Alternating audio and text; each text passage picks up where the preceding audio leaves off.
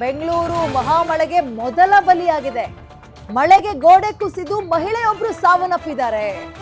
ಒಂದು ದಿನದ ಮಳೆ ಇಂಪ್ಯಾಕ್ಟ್ ನೋಡಿ. 35 ವರ್ಷದ ಶಶಿಕಲಾ ಮೃತಪಟ್ಟಿರೋ ಮಹಿಳೆ ಈಗ ಬೆಂಗಳೂರಿನ ಮಹಾಮಳೆಗೆ ಮಹಿಳೆ ಬಲಿಯಾಗಿದ್ದಾರೆ. ಈ ಮಳೆಗಾಲದ ಮೊದಲ ಬಲಿ ಇದು. 31 ವರ್ಷದ ಶಶಿಕಲಾ ಮಳೆಗೆ ಬಲಿಯಾಗಿರುವಂತಹ ಮಹಿಳೆ.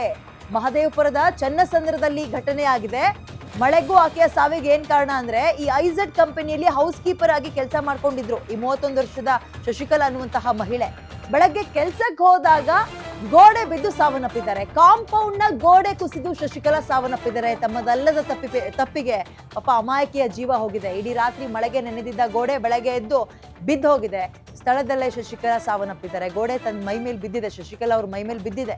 ಇಬ್ರು ಪುಟಾಣಿ ಮಕ್ಕಳಿದ್ದಾರಂತೆ ಆಕೆಗೆ. ಪಾಪ ಗಂಡ ಕೂಡ ಕೂಲಿ ಕೆಲಸ ಮಾಡ್ತಾ ಇದ್ದ. ಮಕ್ಕಳನ್ನ ಮನೇಲಿ ಬಿಟ್ಟು ಈಕೆ ಕೂಡ ಕೆಲಸಕ್ಕೆ ಅಂತ ಹೋಗಿದ್ಲು. ಬಟ್ ಶಹಾಪುರ ಮೂಲದವರಾಗಿದ್ದಾರೆ ಶಶಿಕಲಾ ಅವರು. ಇಲ್ಲಿ ಕೆಲಸ ಮಾಡ್ಕೊಂಡಿದ್ರು ಬೆಂಗಳೂರಿನಲ್ಲಿ. ಸ್ಥಳಕ್ಕೆ ಮಹದೇವಪುರ ಪೊಲೀಸರು ಭೇಟಿ ಕೊಟ್ಟು ಪರಿಶೀಲನೆ ಕೂಡ ನಡೆಸ್ತಾ ಇದ್ದಾರೆ. ಬೆಂಗಳೂರು ಮಹಾಮಳೆಗೆ ಮೊದಲ ಬಲಿಯಾಗಿದೆ. ಪಾಪ ಇಬ್ರು ಮಕ್ಕಳು ಈಗ ತಬ್ಲಿ ಆಗಿದ್ದಾರೆ, ಅಮ್ಮ ಇಲ್ಲದೆ. ಆಕೆದೇನೂ ತಪ್ಪಿಲ್ಲ. ಗಂಡನು ಕೂಲಿ, ಇವ್ರು ಕೂಡ ಹೌಸ್ ಕೀಪಿಂಗ್ ಕೆಲಸ ಮಾಡ್ಕೊಂಡಿದ್ರು. 35 ವರ್ಷ ಅವರಿಗೆ, ಸಾರಿ 31 ವರ್ಷ ಅಂದೆ ನಾನು, 35 ವರ್ಷ ಶಶಿಕಲಾ ಅಂತ ಹೌಸ್ ಕೀಪಿಂಗ್ ಕೆಲಸಕ್ಕೆ ಅಂತ ಬೆಳಗ್ಗೆ ಎದ್ದು ಎಂದಿನಂತೆ ಹೋದಾಗ ಆಕೆಯ ಮೈ ಮೇಲೆ ಕಾಂಪೌಂಡ್ ಬಿದ್ದಿದೆ. ರಾತ್ರಿ ಎಲ್ಲ ಜೋರ್ ಮಳೆ ಅಲ್ವಾ, ಸಿಡಿಲು ಸಹಿತ ಮಳೆ. ಗೋಡೆ ಪೂರ್ತಿ ವೆಟ್ಟಾಗಿದೆ, ನೆಂದು ಹೋಗ್ಬಿಟ್ಟಿತ್ತು. ಈ ಐಝೆಡ್ ಅನ್ನುವಂತಹ ಕಂಪನಿಯಲ್ಲಿ ಪಾಪ ಹೌಸ್ ಕೀಪಿಂಗ್ ಮಾಡ್ಕೊಂಡಿದ್ದಂತಹ ಹೆಣ್ಮಗಳಾಕೆ.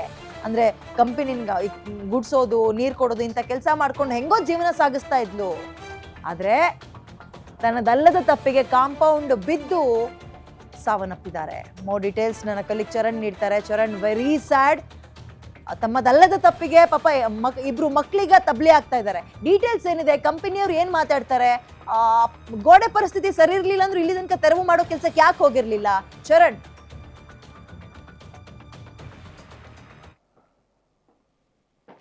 ಅದೇ ರೀತಿಯಾಗಿ ಅಪಾರ್ಟ್ಮೆಂಟ್ಗಳಾಗಿರ್ಬೋದು, ದೇವಸ್ಥಾನಗಳಾಗಿರ್ಬೋದು, ಲೇಔಟ್ಗಳಾಗಿರ್ಬೋದು ಸಂಪೂರ್ಣವಾಗಿ ಜಲಾವೃತಗೊಂಡಿದೆ. ಒಂದೆಡೆ ಜನ ಮನೆಯಿಂದ ಹೊರ ಬರ್ಲಿಕ್ಕೆ ಪರದಾಡ್ತಾ ಇದ್ರೆ, ಇತ್ತ ವೈಟ್ ಫೀಲ್ಡ್ ಬಳಿ ಇರುವಂತಹ ಒಂದು ಖಾಸಗಿ ಕಂಪನಿಯ ಒಂದು ವ್ಯಕ್ತಿ ಸಾವನ್ನಪ್ಪಿರುವಂತದ್ದು. ಗೋಡೆ ಕುಸಿದಿರುವಂತಹ ಹಿನ್ನೆಲೆಯಲ್ಲಿ ಗೋಡೆ ಕುಸಿತ ರಭಸಕ್ಕೆ ಹೌಸ್ ಕೀಪಿಂಗ್ ಕೆಲಸ ಮಾಡ್ತಿದ್ದಂತಹ ಶಶಿಕಲಾ ಎಂಬಂತಹ ಮಹಿಳೆ ಸಾವನ್ನಪ್ಪಿರುವಂತದ್ದು. ಪ್ರಮುಖವಾಗಿ ಆ ಒಂದು ಗೋಡೆಯ ಬಗ್ಗೆ ಈ ಹಿಂದೆ ಕೂಡ ಕಂಪನಿ ಮಾಲೀಕರು ಒಂದಿಷ್ಟು ಸ್ಥಳೀಯರು ಕೂಡ ದೂರನ್ನ ನೀಡಿದ್ರು, ಕಂಪನಿಯ ಮಾಲೀಕರಿಗೆ ದೂರನ್ನ ನೀಡಿದ್ರು. ಅದೇ ರೀತಿಯಾಗಿ ಮೇಲ್ ಹಾಕುವಂತ ಕೆಲಸವನ್ನ ಕೂಡ ಮಾಡಿದ್ರು.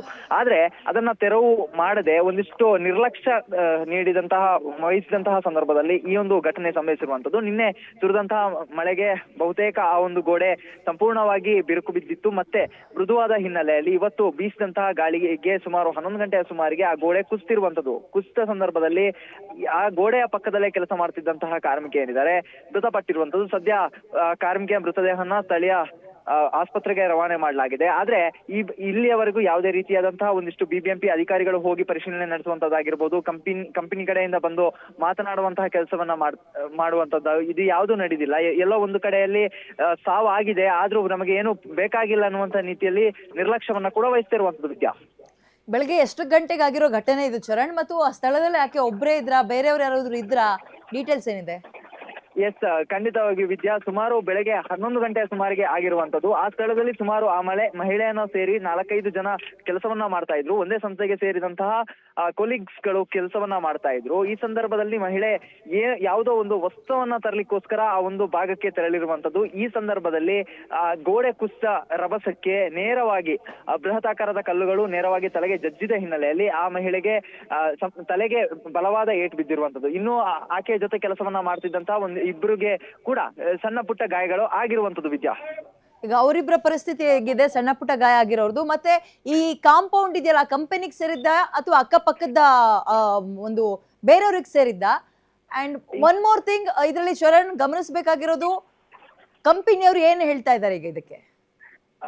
ಎಸ್ ವಿದ್ಯಾ, ಏನು ಈ ಒಂದು ಕಾಂಪೌಂಡ್ ಏನಿದೆ ಸದ್ಯ ಆ ಇಬ್ರು ಗಾಯಾಳುಗಳು ಈಗ ಸದ್ಯ ಚಿಕಿತ್ಸೆಯನ್ನ ಪಡೆದುಕೊಳ್ತಾ ಇದ್ದಾರೆ. ಇದರ ಜೊತೆಗೆ ಆ ಒಂದು ವಾಲ್ ಏನಿದೆ ಅದು ಕಂಪನಿಗೆ ಸೇರಿರುವಂತದ್ದು. ಇದರ ಜೊತೆಗೆ ಅದರ ಆ ವಾಲ್ ನ ಪಕ್ಕಕ್ಕೆ ಒಂದಿಷ್ಟು ಅಪಾರ್ಟ್ಮೆಂಟ್ಗಳು ಹಾಗೆ ಮನೆಗಳ ವಾಲ್ಗಳು ಕೂಡ ಅಟ್ಯಾಚ್ ಆಗಿದೆ. ಒಂದು ಬಾಕ್ಸ್ ಆಕಾರದಲ್ಲಿ ಒಂದು ಕಂಪನಿ ಇರೋದ್ರಿಂದಾಗಿ 4 ಕಡೆಯ ವಾಲ್ಗಳು ಕೂಡ ಅದಕ್ಕೆ ಅಟ್ಯಾಚ್ ಆಗಿದೆ. ಅದೇ ರೀತಿಯಾಗಿ ಸುಮಾರು 2 ಭಾಗದ ವಾಲ್ಗಳು ಕೂಡ ಬಿದ್ದಿರುವಂತದ್ದು. ಮತ್ತೆ ಪ್ರಮುಖವಾಗಿ ಈಗ ಈ ಒಂದು ಪ್ರಕರಣಕ್ಕೆ ಸಂಬಂಧಪಟ್ಟ ಹಾಗೆ ಕಂಪನಿಯ ಮ್ಯಾನೇಜರ್ ಆಗಿರ್ಬೋದು, ಈ ಕಂಪನಿಗೆ ಸಂಬಂಧಪಟ್ಟವರಾಗಿರ್ಬೋದು ಯಾವುದೇ ರೀತಿಯಾದಂತಹ ಜವಾಬ್ದಾರಿಯನ್ನ ತೆಗೆದುಕೊಳ್ತಾ ಇಲ್ಲ, ಯಾವುದೇ ರೀತಿಯಾದ ಸ್ಪಂದನೆಯನ್ನ ಕೂಡ ಮಾಡ್ತಾ ಇಲ್ಲ.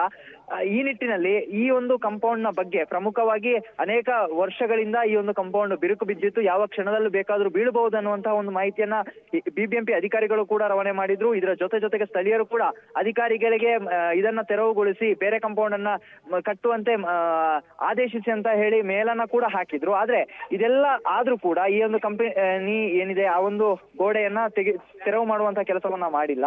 ಪ್ರಮುಖವಾಗಿ ಈಗ ಈ ಒಂದು ಗೋಡೆ ಬಿದ್ದಿದ್ರು ಕೂಡ ಯಾವುದೇ ರೀತಿಯಾದ ಕ್ರಮಕ್ಕೆ ಮತ್ತೆ ಆ ಸ್ಥಳಕ್ಕೆ ಬಂದು ಮಹಿಳೆಯ ಮನೆಯವರಿಗೆ ಸಾಂತ್ವನ ನೀಡುವಂತದ್ದು ಅಥವಾ ಆ ಬಗ್ಗೆ ಮಾಹಿತಿಯನ್ನ ನೀಡಲಿಕ್ಕೂ ಕೂಡ ಕಂಪನಿ ಮುಂದಾಗ್ತಾ ಇಲ್ಲ ವಿದ್ಯಾ. ಓಕೆ, ಕಂಪನಿ ಹಣೆ ಬರ ಹೀಗಾದ್ರೆ ಘಟನೆ ನಡೆದು 1:30-2 ಗಂಟೆ ಆಗ್ತಾ ಬಂತು, ಇನ್ನೂ ಕೂಡ ಅಂದ್ರೆ ಸಂಬಂಧಪಟ್ಟ ಅಧಿಕಾರಿಗಳು ಯಾರು ಹೋಗಿಲ್ಲ ಅನ್ನೋದಾದ್ರೆ ಯಾಕೆ ಹೋಗಿಲ್ಲ? ಎಸ್, ಈಗ ಸದ್ಯ ಬಿಬಿಎಂಪಿಯ ಗಮನಕ್ಕೆ ಬಂದಿರುವಂತದ್ದು. ಅಲ್ಲಿನ ಝೋನಲ್ ಕಮಿಷನ್ ಏನಿದ್ದಾರೆ ಅವರು ಕೂಡ ಇದ್ರ ಬಗ್ಗೆ ಪರಿಶೀಲನೆ ನಡೆಸ್ತಾ ಇದ್ದಾರೆ. ಅನೇಕ ಬಾರಿ ದೂರು ಬಂದಿರುವಂತಹ ಮಾಹಿತಿಗಳನ್ನ ಕೂಡ ಕಲೆಕ್ಟ್ ಮಾಡ್ತಾ ಇದ್ದಾರೆ. ಆದ್ರೆ ಅಧಿಕಾರಿಗಳನ್ನ ಕಳಿಸ್ಬೇಕಿತ್ತು, ಅಲ್ಲಿನ ಸ್ಥಳೀಯ ಅಧಿಕಾರಿಗಳನ್ನ ಕಳಿಸ್ಬೇಕಿತ್ತು. ಒಂದೆಡೆ ಬೇರೆ ಬೇರೆ ಭಾಗದಲ್ಲಿ ವೈಟ್ ಫೀಲ್ಡ್ ಭಾಗದಲ್ಲಿ ಜಲಾವೃತಗಳು ಆಗಿರೋದ್ರಿಂದಾಗಿ ಒಂದಿಷ್ಟು ಅಧಿಕಾರಿಗಳು ಆ ಭಾಗಕ್ಕೆ ತೆರಳಿದ್ದಾರೆ. ಆದ್ರೆ ಸಾವು ನೋವು ಆದ್ರೂ ಕೂಡ ಅಧಿಕಾರಿಗಳು ಬರದೇ ಇರುವಂತದ್ದು ಸಾರ್ವಜನಿಕರ ಕೆಂಗಣಿಗೆ ಕೂಡ ಗುರಿಯಾಗಿರುವಂತದ್ದು. ಯಾಕಂತ ಹೇಳಿದ್ರೆ ಒಂದು ಕುಟುಂಬವೇ ಇದರಿಂದಾಗಿ ನಾಶವಾಗ್ತಾ ಇದೆ, ಮಕ್ಕಳು ತಬ್ಬಲಿ ಆಗ್ತಾ ಇದ್ದಾರೆ. ಇಂಥ ಸಂದರ್ಭದಲ್ಲಿ ಬಂದು ಬಿಬಿಎಂಪಿ ಅಧಿಕಾರಿಗಳು ಬಂದು ಪರಿಶೀಲನೆ ನಡೆಸಬೇಕು, ಯಾಕಾಯ್ತು ಅನ್ನುವಂತಹ ಮಾಹಿತಿಯನ್ನ ಕೂಡ ನೀಡಬೇಕು. ಆದ್ರೆ ಈ ಯಾವುದೇ ಕೆಲಸಕ್ಕೆ ಈಗ ಪಾಲಿಕೆ ಮುಂದಾಗ್ತಾ ಇಲ್ಲ. ಈ ನಿಟ್ಟಿನಲ್ಲಿ ಒಂದೆಡೆ ಪಾಲಿಕೆ ವಿರುದ್ಧ ಕೂಡ ಆಕ್ರೋಶ ವ್ಯಕ್ತ ಆಗ್ತಾ ಇರುವಂತದ್ದು. ಎಲ್ಲೋ ಒಂದು ಕಡೆಯಲ್ಲಿ ಈ ಎಲ್ಲಾ ಘಟನೆಗಳಿಗೆ ಪಾಲಿಕೆ ಕಾರಣ ಆಗ್ತಾ ಇದೆ. ಯಾಕಂತ ಹೇಳಿದ್ರೆ ಪಾಲಿಕೆಗೆ ದೂರು ಬಂದಿದ್ರು ಕೂಡ ಪಾಲಿಕೆ ಒಂದಿಷ್ಟು ಕ್ರಮಗಳನ್ನ ತೆಗೆದುಕೊಳ್ಳುವಲ್ಲಿ ಎಡುತ್ತಾ ಇದೆ. ಈ ನಿಟ್ಟಿನಲ್ಲಿ ಎಲ್ಲೋ ಪಾಲಿಕೆ ಕೂಡ ಒಂದು ನಿಟ್ಟಿನಲ್ಲಿ ಇದಕ್ಕೆ ಕಾರಣ ಆಗಿದೆ ಅಂತ ಹೇಳಿದ್ರೆ ತಪ್ಪಾಗ್ಲಿಕ್ಕಿಲ್ಲ ವಿದ್ಯಾ. ಕುಟುಂಬಸ್ಥರು ಆ ಜಾಗಕ್ಕೆ ಬಂದಿದಾರ, ಅವ್ರಿಗೆ ಸಾಂತ್ವನ ಹೇಳೋ ಕೆಲಸ ಆಯ್ತಾ? ಕಂಪನಿ ಯಾಕೆ ಎಸ್ಕೇಪ್ ಆಗಕ್ ನೋಡ್ತಾ ಇದೆ ಇದರಿಂದ? ಖಂಡಿತ, ಯಾಕಂತ ಹೇಳಿದ್ರೆ ಒಂದೆಡೆ ಕುಟುಂಬಸ್ಥರಿಗೆ ಈಗ ಆ ಒಂದು ಶಶಿಕಲಾ ಅವರನ್ನ ಕಳೆದುಕೊಂಡಿರುವಂತಹ ನೋವನ್ನ ತಡೆದುಕೊಳ್ಳಿಕ್ಕೆ ಆಗ್ತಾ ಇಲ್ಲ. ಅವರ ಅಳಲು ಕೂಡ ಏನು ಮುಗಿಲು ಮುಟ್ಟಿರುವಂತದ್ದು. ಸದ್ಯ ಈಗ ಎಲ್ಲ ಕುಟುಂಬಸ್ಥರು ಕೂಡ ಆ ಒಂದು ಮೃತದೇಹವನ್ನ ರವಾನೆ ಮಾಡಿರುವಂತಹ ಖಾಸಗಿ ಆಸ್ಪತ್ರೆ ಏನಿದೆ ಆ ಆಸ್ಪತ್ರೆಯ ಬಳಿಗೆ ಬಂದಿರುವಂತದ್ದು. ಮತ್ತೆ ಒಂದು ಕಡೆಯಲ್ಲಿ ಕಂಪನಿ ಯಾವ ನಿಟ್ಟಿನಲ್ಲಿ ಯೋಚನೆ ಮಾಡ್ತಾ ಇದೆ ಅಂತ ಹೇಳಿದ್ರೆ ಈ ಒಂದು ಗೋಡೆ ಸ್ವತಃ ಕಂಪನಿದೇ ಆಗಿರೋದ್ರಿಂದಾಗಿ ಕಂಪನಿ ಮುಂದಿನ ದಿನಗಳಲ್ಲಿ ಪರಿಹಾರವನ್ನ ನೀಡಬೇಕಾಗತ್ತೆ, ಮತ್ತೆ ಇದರಿಂದ ಯಾವ ರೀತಿ ತಪ್ಪಿಸ್ಕೋಬೇಕು ಅನ್ನುವಂತಹ ಒಂದಿಷ್ಟು ಯೋಚನೆಗಳನ್ನ ಮಾಡ್ತಾ ಇದೆ.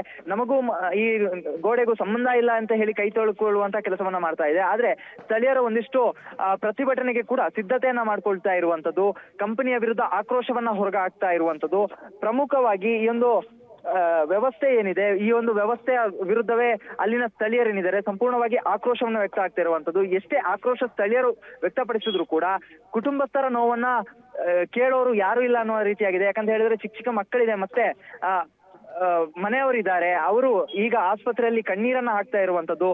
ಕೆಲಸಕ್ಕೆ ಹೋಗಿ ಬರ್ತೀನಿ ಅಂತ ಹೋಗಿದ್ದವರು ಮನೆಗೆ ಉಸಿರು ನಿಲ್ಲಿಸ್ಕೊಂಡು ಬರುವಂತದ್ದು ಎಂತಹ ಮನೆಯವ್ರಿಗಾದ್ರೂ ಕೂಡ ಕರಳು ಚುರುಕನ್ನತ್ತೆ. ಈ ನಿಟ್ಟಿನಲ್ಲಿ ಮನೆಯವರು ಒಂದೆಡೆ ನೋವಿಗೊಳಗಾಗಿದ್ರೆ ಇತ್ತ ಸ್ಥಳೀಯರು ಪಾಲಿಕೆ ಮತ್ತೆ ಕಂಪನಿಯ ಒಂದು ನಿರ್ಲಕ್ಷ್ಯತನ ಏನಿದೆ ಅದಕ್ಕೆ ಆಕ್ರೋಶವನ್ನ ಹೊರ ಹಾಕ್ತಾ ಇರುವಂತದ್ದು ವಿದ್ಯಾ.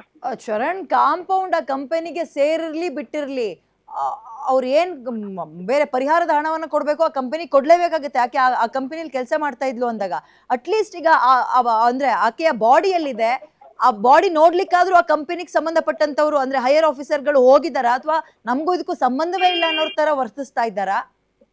ಎಸ್, ಖಂಡಿತವಾಗಿಯೂ ನಮಗೂ ಇದಕ್ಕೂ ಯಾವುದೇ ರೀತಿಯಾದಂತಹ ಸಂಬಂಧ ಇಲ್ಲ ಅನ್ನುವಂತ ರೀತಿಯಲ್ಲಿ ವರ್ತಿಸ್ತಾ ಇರುವಂತದ್ದು. ಇಷ್ಟು ದೊಡ್ಡ ಘಟನೆ ಆಗಿದೆ, ತಮ್ಮ ಕಂಪನಿಯ ಒಬ್ರು ಮೃತಪಟ್ಟಿದ್ದಾರೆ ಅಂತ ಇಷ್ಟು ಗೊತ್ತಿದ್ರು ಕೂಡ ಯಾವುದೇ ರೀತಿಯಾದಂತಹ ಅಧಿಕಾರಿಗಳು ಅಲ್ಲಿಗೆ ಬರುವಂತಹ ಕೆಲಸವನ್ನ ಮಾಡ್ಲಿಲ್ಲ. ಮೇಲಧಿಕಾರಿಗಳಾಗಿರ್ಬೋದು ಮತ್ತೆ ಒಂದಿಷ್ಟು ಕೆಲಸ ಮಾಡ್ತಿದ್ದವರು ಅಂತ ಹೇಳಿದ್ರೆ ಕೊಲೀಗ್ಸ್ಗಳೇನಿದ್ದಾರೆ ಅವರು ಬಂದು ಮೃತದೇಹದ ಬಳಿ ಬಂದಿದ್ದಾರೆ, ನೋಡ್ಕೊಂಡು ಹೋಗಿದ್ದಾರೆ. ಅದು ಬಿಟ್ರೆ ಕಂಪನಿಯ ಮ್ಯಾನೇಜ್ಮೆಂಟ್ ಏನಿದೆ ಮ್ಯಾನೇಜ್ಮೆಂಟ್ ಬಂದಿಲ್ಲ. ಎಲ್ಲೋ ಒಂದು ಕಡೆಯಲ್ಲಿ ತಪ್ಪನ್ನ ಮುಚ್ಚಿ ಹಾಕಿಸ್ಕೊಳ್ಳಿಕ್ಕೋಸ್ಕರ ಕಣ್ಮರೆ ಆಗುವಂತಹ ಕೆಲಸವನ್ನ ಮಾಡ್ತಾ ಇದೆಯಾ ಅನ್ನುವಂತ ಒಂದಿಷ್ಟು ಅನುಮಾನಗಳು ಕೂಡ ಸೃಷ್ಟಿಯಾಗ್ತಾ ಇದೆ. ಜೊತೆಗೆ ಪ್ರಮುಖವಾಗಿ ಎಲ್ಲೋ ಒಂದು ಕಡೆಯಲ್ಲಿ ಬೃಹತ್ ಆಕಾರದ ಗೋಡೆ ಬಿದ್ದಿರೋದ್ರಿಂದಾಗಿ ಜನ ಏನಾದ್ರೂ ರೊಚ್ಚಿಗೆ ಇಳಬಹುದಾ ಕಂಪನಿ ವಿರುದ್ಧ ಅನ್ನುವಂತ ಆತಂಕ ಕೂಡ ಕಂಪನಿಯ ಮಾಲೀಕರಿಗೆ ಇರಬಹುದು ಅನ್ನುವಂತ ಸಂಶಯಗಳು ಕೂಡ ಮೂಡ್ತಾ ಇರುವಂತದ್ದು. ಈಗಾಗಲೇ ಕುಟುಂಬಸ್ಥರು ಮತ್ತೆ ಕೊಲೀಗ್ಸ್ಗಳು ಕಂಪನಿಗೆ ಈ ಮಾಹಿತಿಯನ್ನ ಕೂಡ ರವಾನೆ ಮಾಡಿರುವಂತದ್ದು. ಆದ್ರೆ ಯಾವುದೇ ರೀತಿಯಲ್ಲಿ ಒಂದು ಜಾಗಕ್ಕೆ ಬಂದು ಪರಿಶೀಲನೆಯನ್ನ ನಡೆಸುವಂತ ಕೆಲಸ ಆಗಿರಬಹುದು, ಮತ್ತೆ ಮೃತದೇಹವನ್ನ ನೋಡುವಂತ ಕೆಲಸವನ್ನ ಯಾವುದೇ ರೀತಿ ಅಧಿಕಾರಿಗಳು ಮಾಡಿಲ್ಲ. ಐಝೆಡ್ ಕಂಪನಿ ಅಂತ ಹೆಸರು ಕೇಳ್ಪಟ್ವಿ. ಏನ್ ಕಂಪನಿ ಅದು? ಸಾಫ್ಟ್ವೇರ್ ಕಂಪನಿನ ಅಥವಾ ಏನದು ಚರಣ್? ಸದ್ಯಕ್ಕೆ ಸಿಕ್ಕಿರುವ ಮಾಹಿತಿಯ ಪ್ರಕಾರ ಅದೊಂದು ಸಾಫ್ಟ್ವೇರ್ ಕಂಪನಿ ಆಗಿರುವಂತದ್ದು. ಮತ್ತೆ ಅಲ್ಲಿ ಒಂದಿಷ್ಟು ಸುಮಾರು 200ಕ್ಕೂ ಹೆಚ್ಚು ಕಾರ್ಮಿಕರು ಕೂಡ ಆ ಒಂದು ಕಂಪನಿಯಲ್ಲಿ ಕೆಲಸವನ್ನ ಮಾಡ್ತಾ ಇರುವಂತದ್ದು. ಇವತ್ತು ಪ್ರಮುಖವಾಗಿ ಮಳೆ ಬಂದಿದ್ರಿಂದಾಗಿ ಆ ಕಂಪನಿಗೆ ವರ್ಕ್ ಫ್ರಮ್ ಹೋಮ್ ಅನ್ನ ಕೂಡ ಘೋಷಣೆ ಮಾಡಲಾಗಿತ್ತು. ಆದ್ರೆ ಆಫೀಸ್ ನ ಸುತ್ತಮುತ್ತ ಮಳೆ ಬಂದಿದ್ರಿಂದಾಗಿ ಅದನ್ನ ಸರಿಪಡಿಸಬೇಕು ಅನ್ನುವಂತಹ ನಿಟ್ಟಿನಲ್ಲಿ ಒಂದಿಷ್ಟು ಕರೆಗಳು ಕೂಡ ಬಂದಿತ್ತು. ಮತ್ತೆ ಹಾಗಾಗಿ ಹೌಸ್ ಕೀಪಿಂಗ್ ಕೆಲಸ ಮಾಡುವಂತಹ ಶಶಿಕಲಾ ಏನಿದ್ದಾರೆ ಅವರು ಆ ಒಂದು ಕಂಪನಿಗೆ ತೆರಳಿ ಇವತ್ತು ಸ್ವಚ್ಛತಾ ಕೆಲಸವನ್ನ ಮಾಡ್ಲಿಕ್ಕೆ ಅಂತ ಹೋಗಿದ್ರು.